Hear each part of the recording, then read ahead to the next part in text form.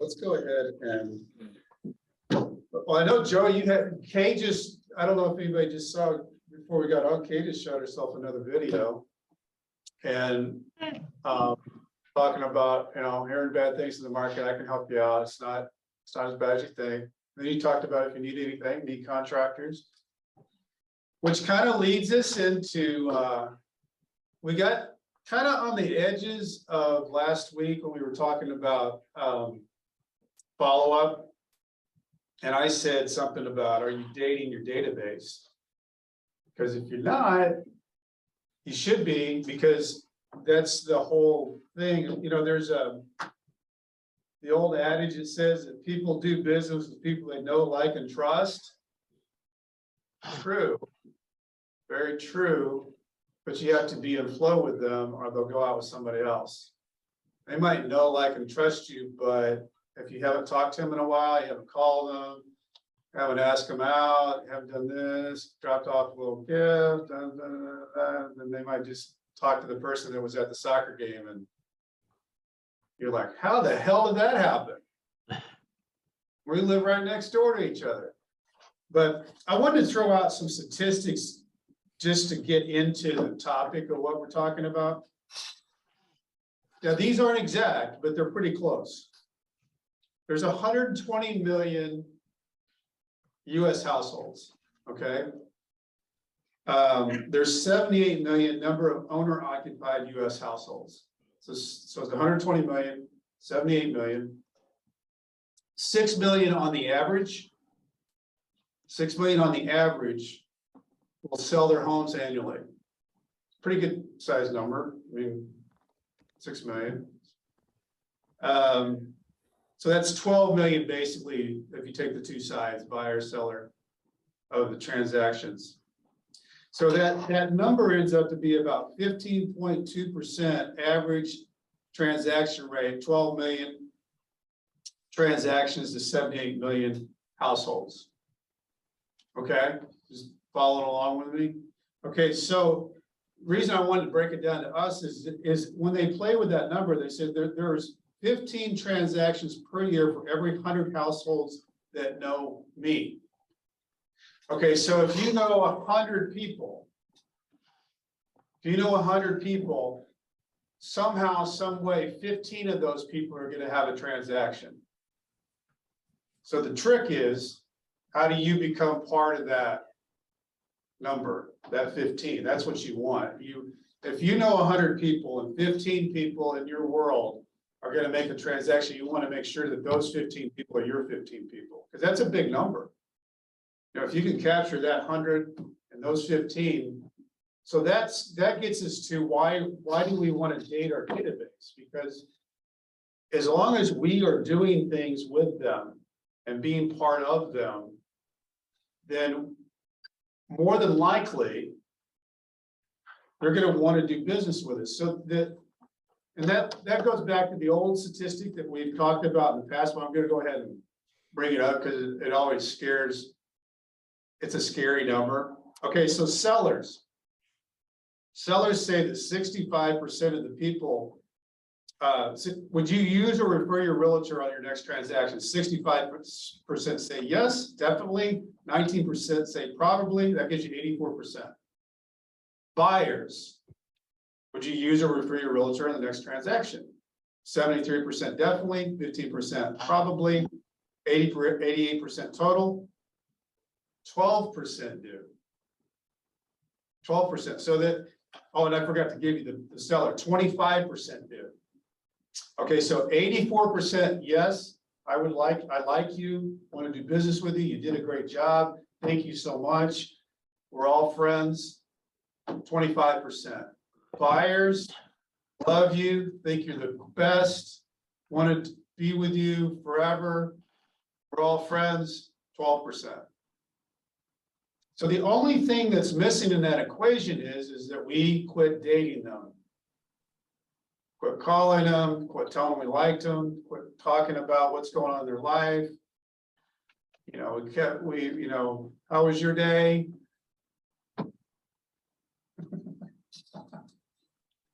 I don't know why I think that's funny, but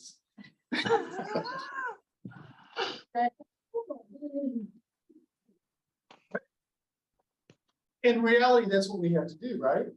I mean, that's the thing that magic equation. So here's some more stuff, just as we're throwing it out.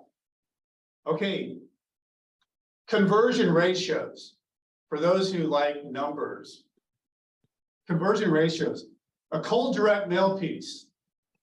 You've got 2,000 to 1 chance to make that work for you for a transaction.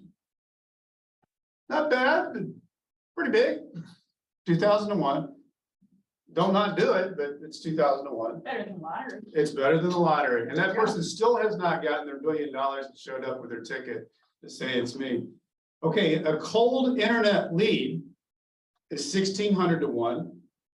A cold call solicitation is 500 to 1. Door knocking, hi, I'm Brent Cassidy from Remax Gold. That is 100 to 1. Personal contact with friends, 50 to 1. Ad calls, 25 to 1. Sign calls, 20 to 1. Open houses, 15 to 1. Those are getting to be pretty better. Those are better numbers. 15 to 1. Walk-ins, that doesn't happen a whole lot. Maybe down at Park and, well, maybe at Concord now that they're having 60 people show up. That's 10 to 1. Past buyers, now we're getting to the good stuff. Past buyers is 9 to 1. Past sellers, 4 to 1. That's good, isn't it? Referrals, 3 to 2. So that's your big, that's the hot pocket, that referral piece. So I just wanted to bring that up because the numbers, you know, you started cold direct mail piece, which we do. I mean, those are postcards and stuff. That's 2,000 to 1. You get down to past sellers and past buyers, that's 9 to 1, 4 to 1. And then your referrals gets almost even. Hey, Brent, I have a question. Yes. So when someone in your family out here, like for instance, what's happened to me a couple times is I've been referred to one of their friends who wants to sell their house and relocate and buy out here because they live in another town outside of Washington. The problem I'm running in is they have a family member who is an agent and they're scared they're going to piss that person off and all their family. So I'm like trying to work on my objections because I how to handle that. Because sometimes they say they're willing to work with other people other than family or close friends. And I know that's really hard to believe, but I've ran into that quite a few times. Okay, just because they're afraid to piss their family members off and like their cousins or their brother. Okay, I want to tackle that because that's a real deal. Okay, number one, and you can say this, is it, I'd say, Jamie, you know, I understand that your sister or your sister-in-law is an agent, but oftentimes on something like this, a transaction like this, you want to be totally honest and you want to have the best job that can be done in the most professional manner. And I can do that for you. You can't fire your sister-in-law. You can't fire your sister and you can't fire your mom. I want to do this because this is a very important one, maybe the biggest transactions you're going to make, and you're going to want the best shot at the plate to make this happen for you. You don't want to be dragging somebody along that might be half into this. She might do it half time. She might do it as a whim or might do it full time, but things might get dicey in the middle. And you have to factor all that into your equation. Do you want that? Because I'm a clean slate and I can get this over the goal line for you. Number two is you want to continue to give them information and be that person who has all the information that they need and keep feeding that to them, because then you become by osmosis organically the person that they're going to turn to and think that's the person I need to work with. Lynn, you had your hand up. Yeah, so I've had this happen before, and you're right on, Brent, that You can't fire a family member, but you can fire a friend. However, I think this works sometimes too. How about if I list it, Larry, then I will pay your sister-in-law referral. And they don't have to be involved. That's a really good, yeah, write down, just put some cushion in it. That's a good idea. Never thought about that. Then that doesn't knock everybody out of the equation. Right. I got this is totally off subject, but I didn't want to leave it off. I was talking to Sarah Umstead last night. She's doing a lot of different stuff with her social media. And she said, I've never used hashtags. Should I use them? Mm. Okay, I want to talk about that because there's a real reason why. The answer to the question is yes. Okay, it doesn't matter so much on Facebook, but it does on Instagram and TikTok. When you put a hashtag in, people, let's say that you put in, let's say K Roberts, and whatever you hashtag that to, K Roberts team, right? Okay, hashtag K Roberts team, but you might also hashtag Fenton Homes. You might also hashtag St. Louis County Homes. You might hashtag beautiful homes with pool if you have a pool in it. The reason why you hashtag is people actually search hashtags, and you will then come up in that search for, if let's say that Kay put in a hashtag for Fenton Homes, all hashtags of Fenton Homes, when they search in the search bar, hashtag Fenton Homes, you will come up in that collage of posts. What that does is that pushes you out beyond your friends, and that's what you want. You want to figure out how to boost yourself out of into the world of the algorithm of Instagram. So hashtags allow you to do that. Kyla, am I saying that right? Because you're a social girl. But there's a reason why hashtags. It's not just like a funny thing where somebody says, "Oh, hashtag party time." You know, when people say that as like a joke. Hashtags actually are a search engine. So you put, and I think you are allowed 15 to 30 hashtags per post or reel. So here's another tip on hashtags. If you're not sure what to put in your hashtags, go to a influenced, has a lot of followers, real estate, and see what they're putting in their hashtags. Use their hashtags because you'll end up with them. You'll end up in their feed when somebody searches, Chesterfield homes or whatever that might be. You want to use those as much as you can when you can.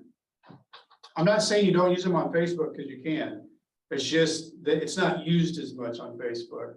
People still search hashtags, but in Instagram, it's a huge deal. And TikTok, that's how people find, sisters who go visit sisters, hashtag visits. And then you see all the videos of sisters who visit sisters. And then, so now you got all these dancing sisters with Tito bottles.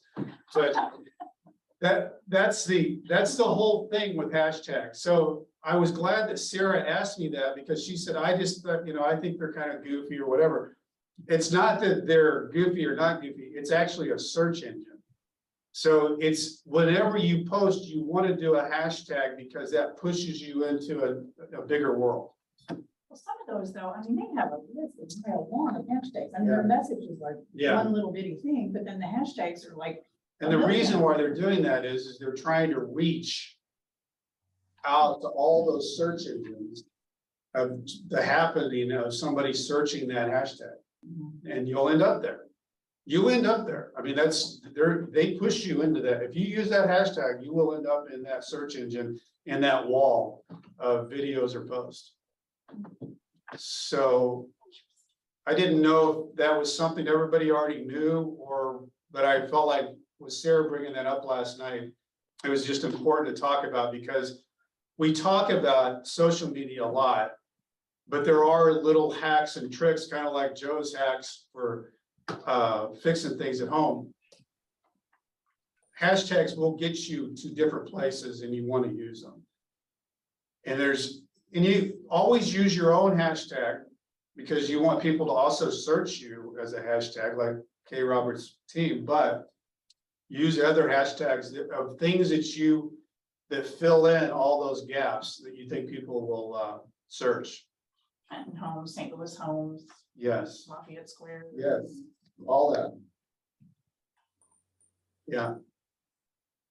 See, you learn something new every. Yeah, well, people don't really, and hashtags has also become part of our like vocabulary, like hashtag free party. That's not really the idea of what the Instagram thing is, but there is a reason. As long as the hashtags have been out, I have never used it, and I honestly don't even know how to use that or do it. I'm with you, Jamie. Yeah, well, here's what'll happen. If you just hit in the, on your thing at the bottom, when you're done posting or doing your reel, start putting hashtag Washington Homes, Washington, Missouri Homes. It'll have a drop bar of things that you can continue to hashtag. It'll say, Washington this, hashtag this, Washington hashtag this. It'll give you a drop down thing of things that you can continue to hashtag just on that. And you can just click on them. So it's not hard to do.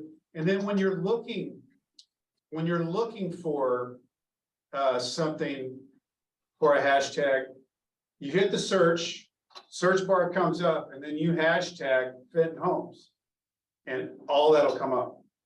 So that's how that works. I'm just trying to get with the program with all the technology everyone's doing nowadays. I've got such a traditional mind when it comes Well, to. I'll tell you, Jamie, I'll tell you this, my daughters would be laughing their butts off right now, hearing me talk about hashtags. On this call. They don't think I know anything about anything, and I really don't, but I do know that. We'll tell them. Yeah. He knows stuff. Yeah. Only the stuff I can Guess read. I'm just old fashioned. But I know that a lot of you, the reason I wanted to bring it up is I know a lot of you are getting into a lot of different things with social media and you don't want to skip that step because that's something you want to use and make use of it.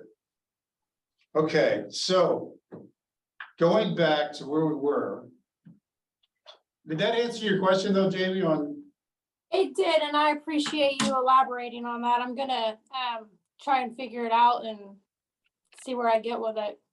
Yeah, what have you got to lose, right? Okay, so Lynn and I were having this conversation yesterday. Somebody does know something nice for you. Let's say they give you a referral. What do you do? Thank them, maybe send them like a gift card or something. A Yeah. bottle of wine. Send them Yeah. a gift, yeah. Yeah, Bottle of vodka. there you go. The reason I'm asking is that we should have something planned that I've got thank you notes with my name and my logo and whatever at the ready. I've got 2 or 3 different ideas of what I can do to send out.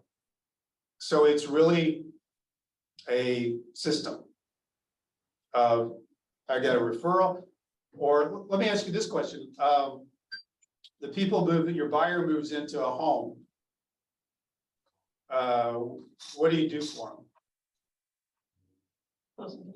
What kind of closing gifts? Like do you have like an idea, okay, or is it something like personal to them?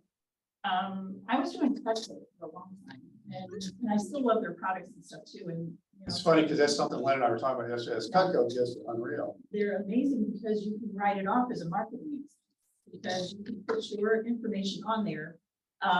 It's 100%, right? 100%. Yeah. So, mine, I did these spreaders and I put a message on there like, it's been my pleasure to serve you and, Kay Roberts' team and then that way I'm in their kitchen all the time. And, I was doing that for a while and then I was gonna, then I started doing a different route, of just like gift cards or whatever, but, I think I'm gonna be getting back to the Cutco stuff because it's a write-off and it's good product. They like it, and Yeah, I love it. And that's goes back to our theme here of dating. Had a good date. They didn't call. Or you give them something. They got you something, you get them something. If they don't, then that drops off. So the idea is that you really have a follow-up system of different categories that happen. Buyer.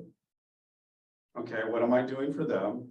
Seller, what am I doing for them? Referral, what am I doing for them? The only reason why I said those three things, because those are the ones that have the incredible numbers. Those are the people that if you don't do something for them, you just shot yourself in the foot because you're going from 9 to 1 of a chance to, basically even score or referral. So really think about, and you can research this too. I was online yesterday looking, and Cutco comes up a lot, by the way. If you look up real estate, Cutco is a very nice gift that people appreciate because it's stuff they can use. What's something else that you could give somebody when they bought? They're your buyer. They moved in. When you're following up, you're going to follow up because you're dating them. And you're going to say, hey, Kylie, how's everything going? Do you need anything? I was just thinking about you guys because you were thinking about putting in some new flooring. I got that guy. Would you like me to send you their information? And I've got some other people on my contact list that I could see you that could help with the landscaping and whatever. Would that be a good call? Yeah. So when we're dealing with that, we gifts are good, but also being a resource immediately is good because that plugs you in to train them that we're not done. We're not done. We're just getting started. I am with you. I'm going to help you. Yeah, Len. I think another thing to think about, I recently referred 2 different people, one being my kids in Dallas. And that agent, once a week, I get an email from him with an update about what's going on.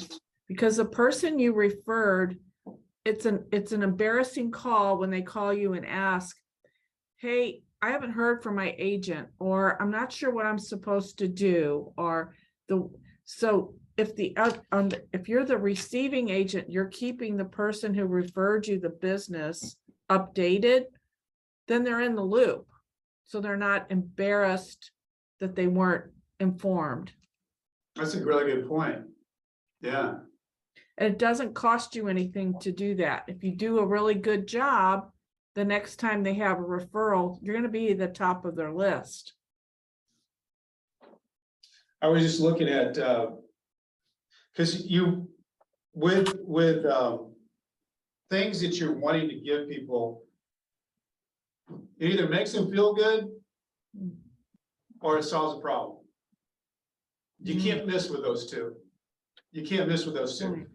Just when you're building your system of how I'm going to do this, it makes them feel good or it solves a problem. Either one of those work really, really well. So I was just going down through there's some of the ideas that are in the Ninja thing. Personal notes are obviously very nice.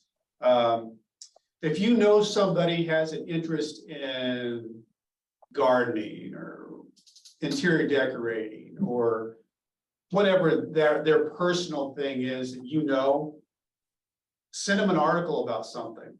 Yeah. And say, hey, I was just thinking about you with this.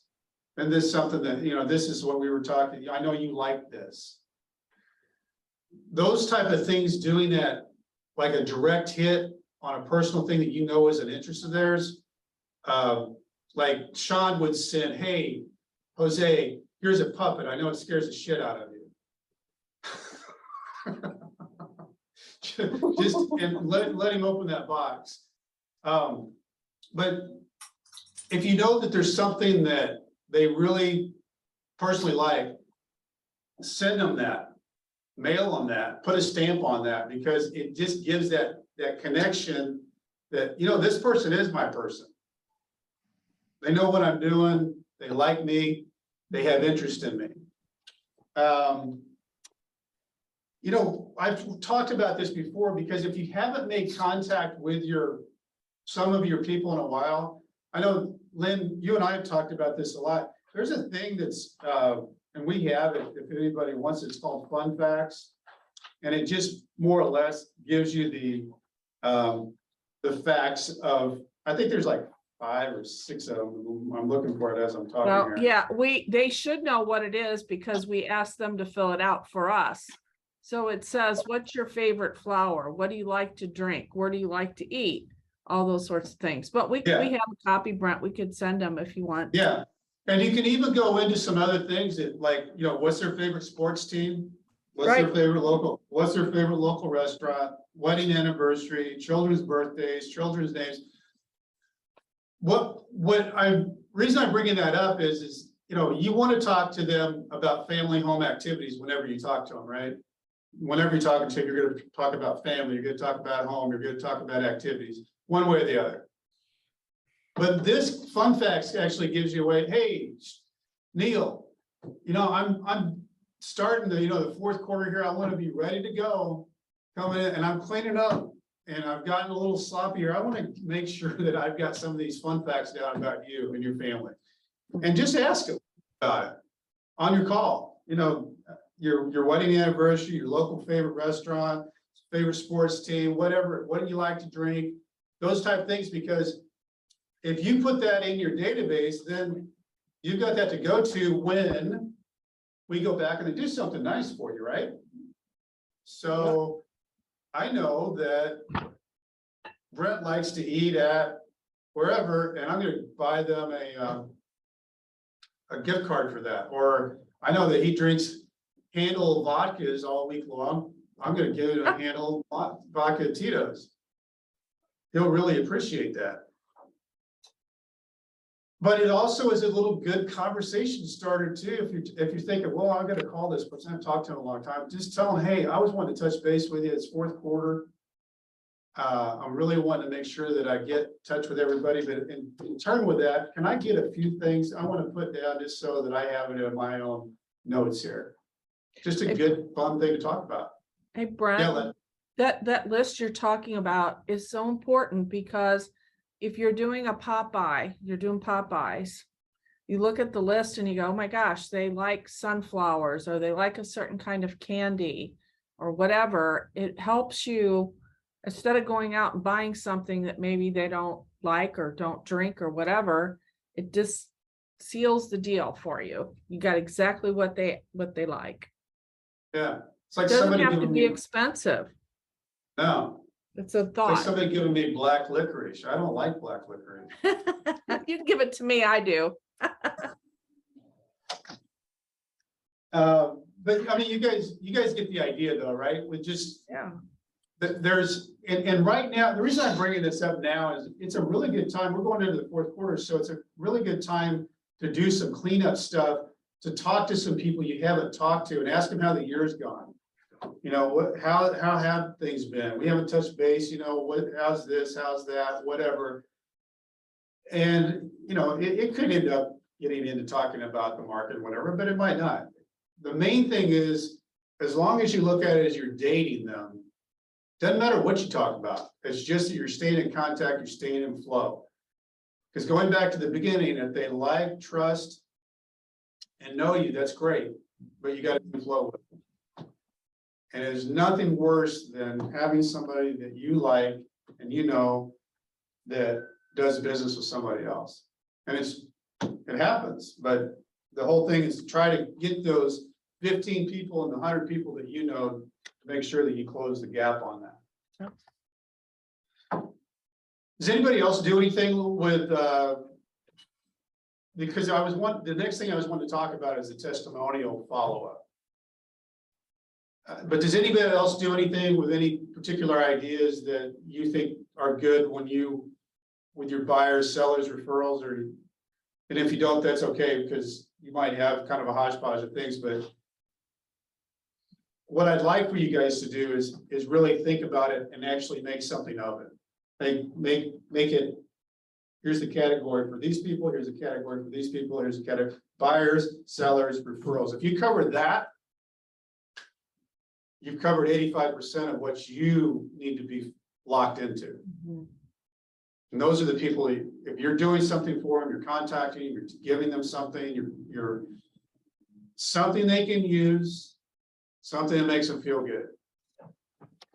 It's easy to remember. You ever think about that? That's also, something, I don't know, Sean, you and I talked about this. That's also something you want to do with social media.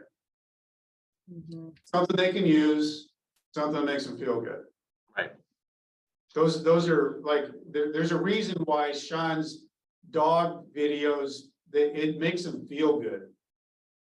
And they can use it too, they can go and get a dog, but whatever that vibe is, use feel good. You can use that for dating your database, you can use that for social media. Okay, so Lynn came across something. And I would put this up on the screen, and share my screen, but Chris is not here. Yes. So we're gonna talk through this because I didn't put it into the thing where then we can go to it and click on it. So It could be Vanna White for you. it could be Vanna White, and we could do it like this and walk it across. Uh-huh. All right. So, Lynn, where did you find this? It's called 5 Ways to Get Great Testimonials. It was emailed to me yesterday from Showing Time. Showing Time, that's what it was. I Yeah. couldn't remember. Showing Time. So one of the things that they have, well, they got the 5 things. It says send a client satisfaction survey or follow-up email.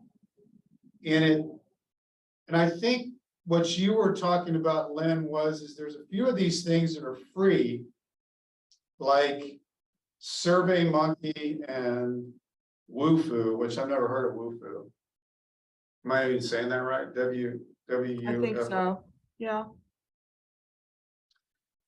I haven't done that, but it looks like what you do is you just go in and put your information in, and it creates a template for you. Yep. I think the most important thing is that you want to stay away from yes/no answers to things where they open up and say something specifically about their experience, because you don't want to survey just yes and no. I mean, there is an option on here to give you 5 stars, which that's nice, but you really want the testimonial, the reason why they liked you and why the transaction was what Right. it was. It's experience, right, Brent? It's the Yeah. experience. And I sometimes I'll take a survey, it might be Target or something. And when I have to hit page 2, and then it says now next again, I'm out. I'm not, it says 2 minutes. That's exactly what I'm willing to give you, not 5. So I don't think I'm any different than anybody else on taking a survey, unless I'm mad, then I'm gonna really fill it out, but. Then you're gonna go to town on it. Oh, yeah. Uh-huh. So one of the things talking about when would you want to ask for a testimonial? When is the perfect time for a testimonial to ask for it? Anytime, Well, that is true. free. When you're Actually, available. No, that is Right true. after they got the keys for their house, Yeah, Yes. I usually do it at closing or right after closing. Yes. And why do we want to do that then? because they're happy. Yes, Mhm. happy Right. people. They're happy people. Brent, it's good to do it online, I think, and we didn't talk about this, so I don't know what your feelings are. what if you had that printed out and had it at the closing table? While they're sitting there waiting, because the closer's gonna get up probably 10 times running back and forth. The lender's gonna run back and forth, and you're just sitting there with small talk that you couldn't just say, hey, do you guys mind while we're sitting here filling this out for me?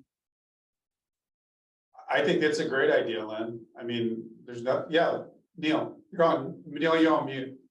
There you What go. about if Remax Gold were to send one out, like auto-generated after every closing that went to each side of the transaction that said, hey, we just kind of want to get a feel of how our agents are doing. And then maybe somewhere in there, you integrate a little opportunity for them to leave a glowing Mhm. review. But I then like you that guys get a too. little- we Yeah. all get a little bit of honest feedback. And then at the same time, we kind of don't feel like we've got our hand out after the transaction. Like, you know, sometimes I feel a little bit like I got my hand out, like, hey, will you give me a review so I can put up on my Uh-huh. social media? We can look Right. into it, Brent. Yeah. Well, and one of the things too is that a lot of the times people will go back with the family to their, or the buyers to the house they just bought. If you do that, that's an ideal time for a video testimonial. Oh, yeah, that's really. Because I don't know if anybody follows Brad McCollum, but there's one video that he has that is so impactful, where he goes and he's driving to the house, following the buyers, Mm, and so yeah. they open up the door, and the dog Louis runs in, and they open up the back door, and Louis runs to the backyard, and they're on the deck. Granted, now Brad's smart, he's filming all this whole thing. And they're on the deck, and he's brought with him champagne, he pops the champagne bottle, pours it, and they're there, and they say, Brad, this is exactly what we wanted, the backyard for Louis. What a great testimonial. Mhm. And it's got that feel to it, and you can capture that kind of stuff. And Neil, that's kind of where you get away from feeling like you got your hand out. You know, you can just follow them into the house and film them and say, how do you guys feel about this? Or whatever that is. You know, How far do you follow them in the house? well, don't go into the bedroom. Okay. I just want to be clear about that. We don't know how happy they are, but getting their real sincere reaction is a fantastic thing if you can do that. You know, if you actually, if that's part of your thing that you do with your clients, film it. Film it. And they'll like it. I mean, you go back and show it to them. And would you guys mind if I posted this? I mean, it's all authentic, honest stuff. I love this. But think about that, though. I like the idea, Lynn, of the having something that's printed. The Maybe other at the thing, same The- time you the have other- your little gift, you're pushing across the table, you got that piece of paper, well, you're shuffling. that's the other thing. Is let's say that Neil, in your equation, you don't feel quite comfortable yet at the gifts or at the table. Maybe you give them a closing gift next week. And you follow up on the closing gift and they're excited about it. And you say, you know what, Kay, I just so much enjoyed doing this for you guys, and I love helping other people find this type of home for themselves. If you wouldn't mind, could you tell me about your experience with me? You can say that, because if they're really happy about it, and you're trying to help other people get the same feeling, and that's the way I would describe it. It's, you know, you're in this to help people find this feeling about their home. And if you could give me however you felt about this, it'd be so much help, because I can help more families with that.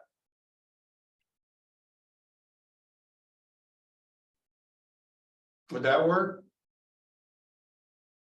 Because it's not really, Yeah. in the end, it's not that you're not taking something that you didn't earn. Right. So if you did a good job and they really like you, they're gonna want to give you a testimonial. They might not know how. You could also email them, you know, and give them a kind of a, I'm just going through this thing here as I'm going through.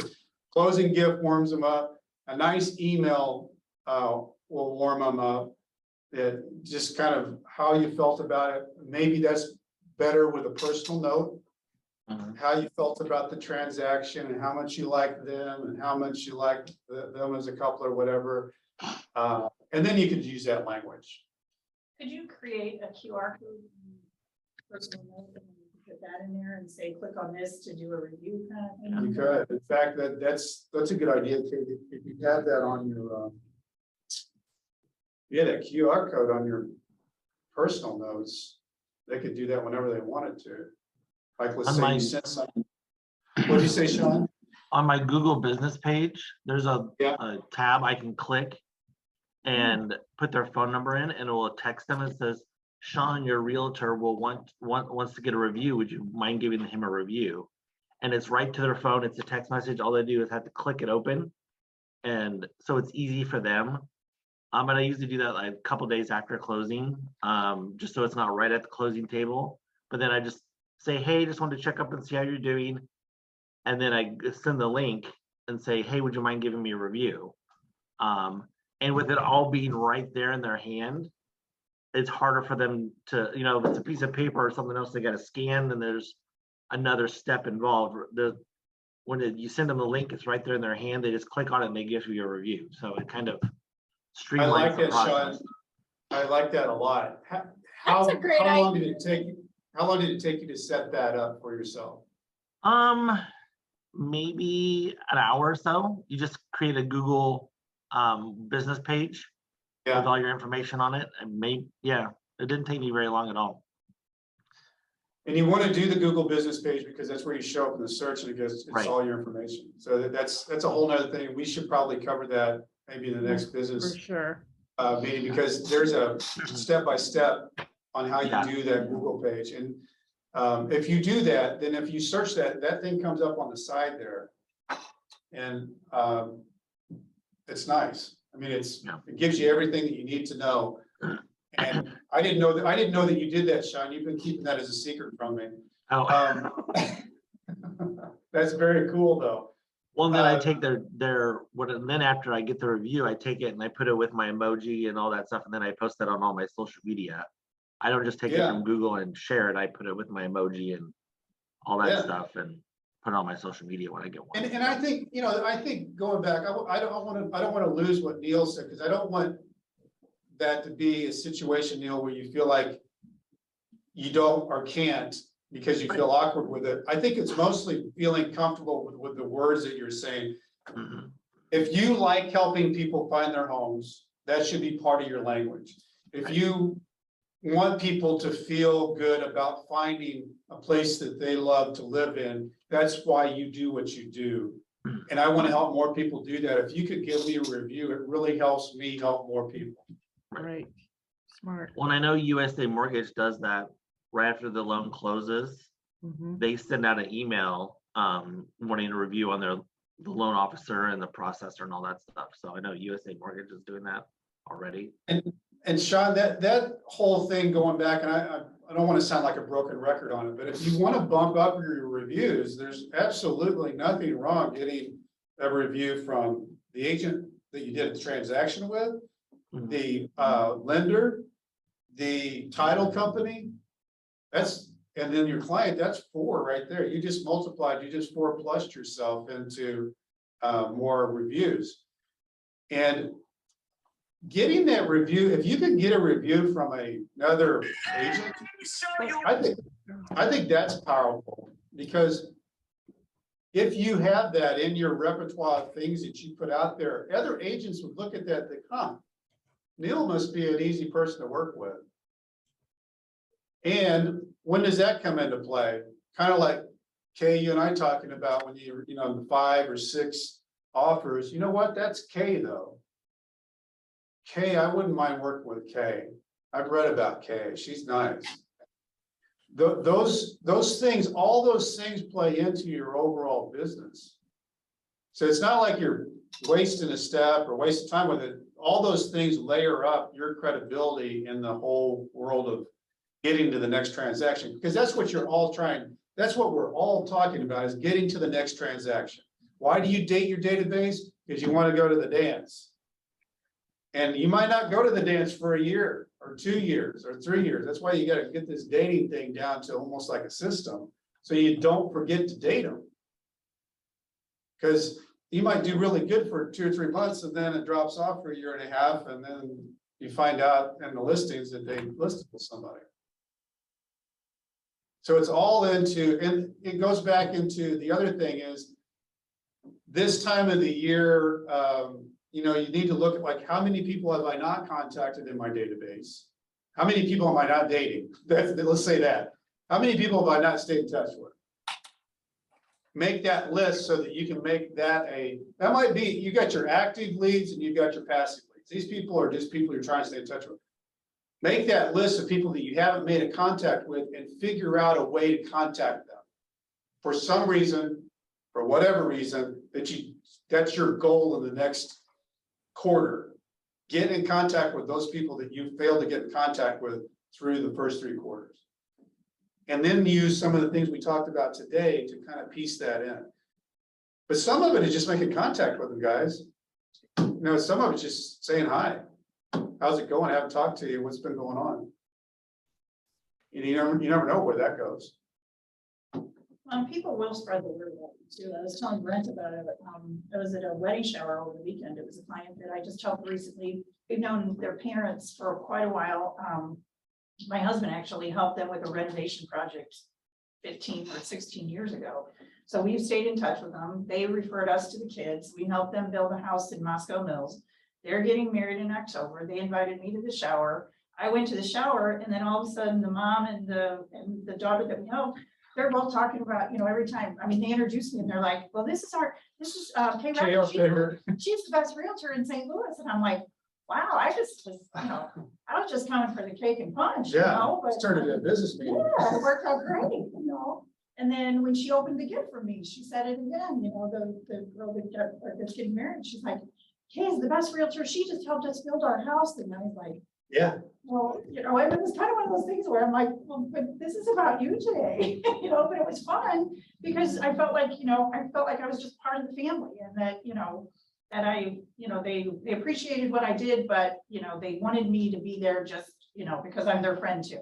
And that's where you want to get to. Yes. That's the, you know, I halfway joking about dating your database, but that's where you want to get to. You want them to feel like you're part of them and you have a relationship with them. The other thing was on the going back into getting reviews is it says frame your request for testimonials around the sort of qualities you like to highlight. Let's say that you specialize in getting people from out of town to local. You might want to ask when you're talking about it, how that went, how that whole process worked for you. If you have something specific that you like to highlight about what you do that makes you different, you can prompt them to talk about that.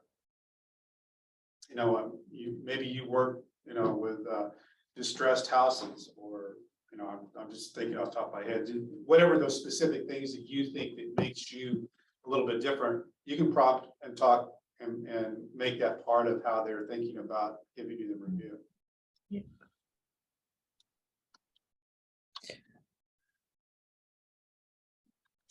Awesome stuff. Anybody else got anything? No? I have a question for Sean.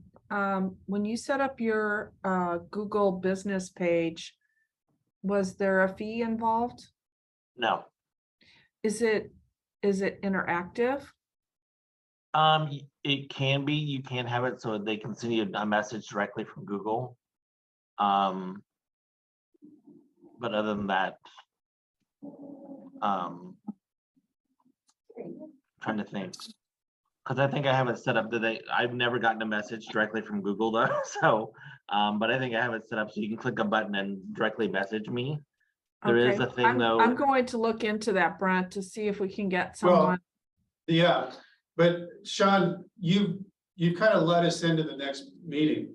And I'm gonna get with you, let's put together like a step-by-step thing Okay. for. And you can be the professor on that, because I think for those who don't have the Google page set up, that's kind of the jumping off point for a lot of things. Mhm. And I didn't know that you put your survey on there. That's really cool. You're always a little step ahead of me on that. So. If- Sean, if you would Yes. get a review that you weren't happy with, do you have the ability to take it out, remove it? That I don't know. That would It's be a like good- Zillow, it's there.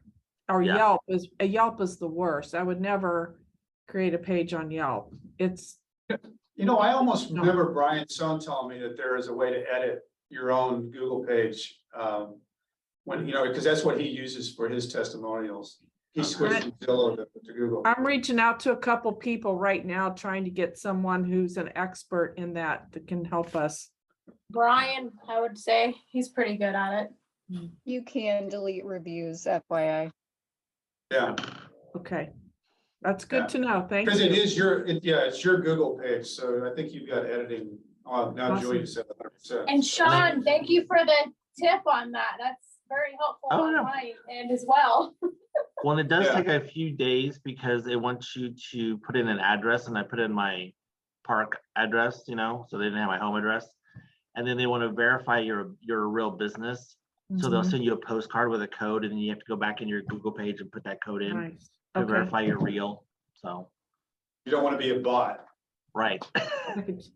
All right, guys, good stuff. And then Sean, I'll get with you and Okay. we'll put together like a PowerPoint Slideshow. thing. So.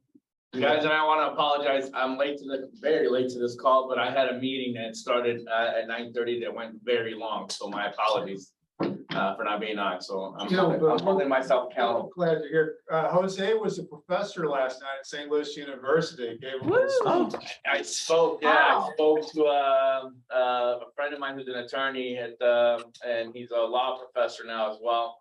And one of his courses on real estate transactions and brokers. So he asked me to speak to his class, so I did. It was pretty cool. Pretty cool. Awesome. It also it really reaffirms that a lot of these future lawyers or current lawyers don't really know a lot about real estate law. So make sure when you need a lawyer to get an actual real estate lawyer. Good point. Yeah, but it was great. It was great, but thank you. Good. I'm glad everything went good Yeah. today. All right. All right, guys. Thanks for being on. Thanks, Brent. Right. Thanks, Brent. Thank you. You guys.